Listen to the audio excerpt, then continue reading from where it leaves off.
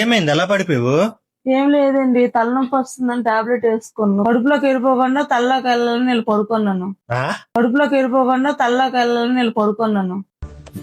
పిచ్చోళ్ళ గురించి వెంటనే కానీ లైవ్ చూడటం.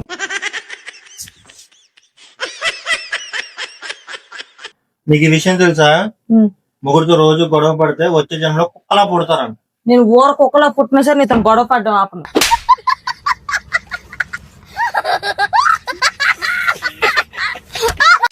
అబ్బా మధ్యాహ్నం పడుకున్నాను కదా, నిద్ర పట్టట్లేదు ఇప్పుడు. పొద్దున్న ఎవరు అమ్మాయి హాస్పిటల్లో మాట్లాడుతున్నావు? ఇప్పుడు ఎక్కడ నిద్ర వచ్చేస్తుంది.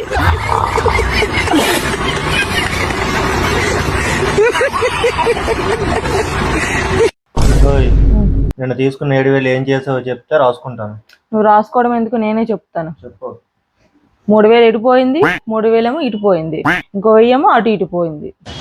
ఇటు పోయింది, అటు ఇటు.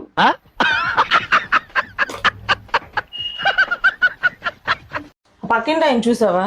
వారానికి 7 రోజులు ఉంటే 5 రోజులు బయట తీసుకుని వెళ్తున్నాడు వాళ్ళ ఆవిడ్ని. నువ్వు ఉన్నావు, ఎప్పుడైనా తీసుకుని వెళ్ళావు అలాగా? నేను కూడా చాలా సార్లు పిలిచానమ్మా. తను రాకపోతే నేనేం చేయను.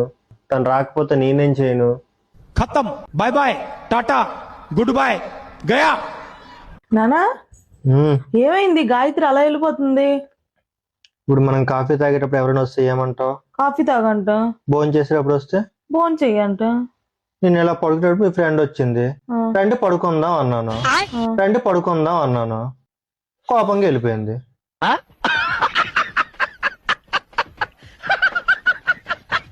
అరే నా కొడక, ఓసలి నా కొడక, నీ బుద్ధి ఇప్పుడు తెలిసి. ఇంకెప్పుడు మంతా నేను ప్రామిస్ చేయి. ఇంకెప్పుడు నువ్వు షాపింగ్ చేయడం ప్రామిస్ చేయి. నువ్వు మంత అయితే నీ హెల్త్ ఖరాబ్ అవుతుంది. నువ్వు షాపింగ్ చేస్తే డబ్బులు వేస్ట్ అవుతాయి. ఈ జన్మలో ఆడలు షాపింగ్లు మానరు, మగవాళ్ళు మందు మానరు. మందు బాబులం మేము, మందు బాబులం, మందు కొడితే మాకు మేమే మహారాజులం.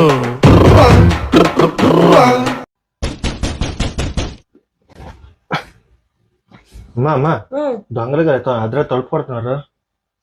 బుర్ర బుద్ధి లేదైతే, పక్కన కాలింగ్ బెల్ ఉంది కదా.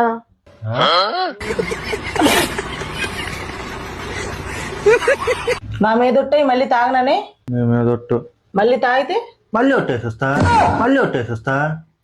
తెలిసి మావా నీకున్నంత గుద్ద